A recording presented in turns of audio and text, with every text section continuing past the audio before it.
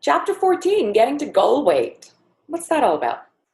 Well, first of all, we actually intend to get people there. We're the only weight loss program in the world that has that as an explicit goal. So I just wanted to point that out. Notice around you, everyone else has stopped talking about that. No one's trying to get anybody thin anymore. And not that my definition of thin or your definition of thin should be Joe Schmo or Sarah, Sarah Schmo's definition of thin, but everyone's got a right-sized body for them. And we intend to get people there.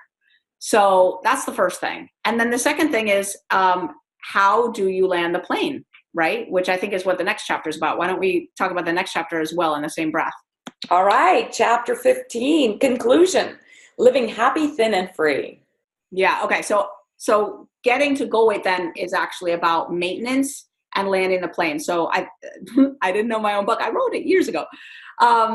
So getting to goal weight is about you're losing weight, and then you need to gradually add food to sort of land the plane at maintenance. And it's about what does it take to adjust your food long term. We call maintenance a dance because bodies change, metabolisms change, Seasons change. Our bodies are different depending on what season it is. Mm-hmm.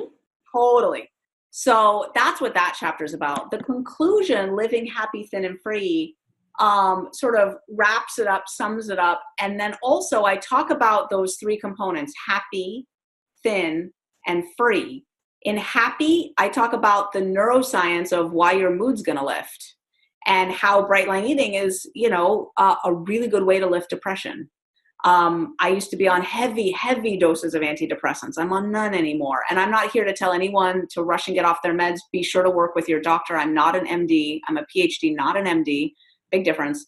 But I do explain the neuroscience of depression and why what you're eating matters, and how in several different ways, not one way, like 4 different ways, the Bright Line Eating Plan will affect your mood. And then I talk about thin and the notion of like what it means as a human being living in this world to be restored to a right-sized body and to show up happy and comfortable in your skin, and how you know that you're at your body's right weight, and topics like that. It's an identity thing, right? And for a lot of people, it's a scary thing.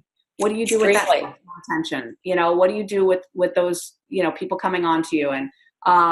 And there's a lot of inner work. Now in Bright Line Eating, we do that inner work. We've got a course called Bright Line Freedom, which is all about healing those parts that have been wounded and might try to sabotage us or throw us off track.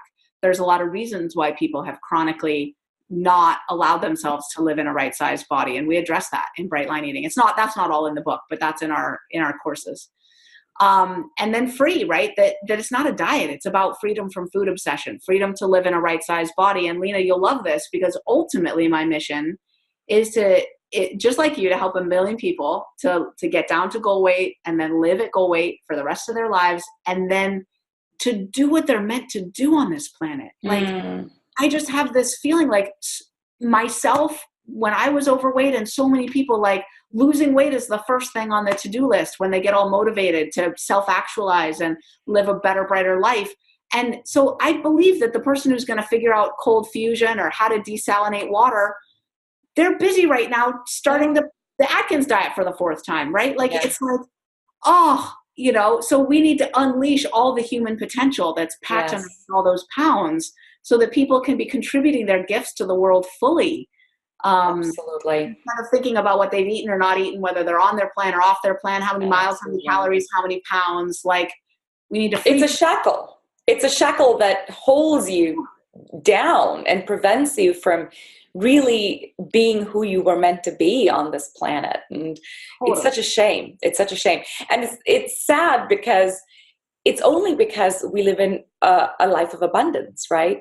It's only because we live in America and we have access to everything, and foods are being created in labs to be addictive and to be delicious, and we have the money to buy what we want when we want. We don't see these kinds of issues in certain countries where they're not sure where their next meal is coming from. So it's sort of interesting to me to note that just because we have access to so much is why we're now shackled to fighting off these decisions every day. And to your point, creating a lifestyle that makes this automatic and thoughtless. Like, I don't have to think about this. This is what it is. Frees me to go do so much more with my life. So thank you so much, Susan, for writing the book, for leading the charge, for breaking so many myths. There are so many myths about weight loss, and thank you for getting out there and sharing your voice very loudly and clearly. For those of you who've been listening in, thank you so much. Please spread the word. There is a way to get down to your goal weight and to maintain it for the rest of your life. You don't have to have this as your New Year's Eve resolution every single year. And with that said, I hope you'll share this podcast or these videos out and check out the Bright Line Eating Bootcamp. And of course, keep an eye on HealthBootcamps, because we are hopefully going to be launching very soon a program for you called the Guaranteed Weight Loss Program. With that said, I'll see you soon. Thank you, Susan.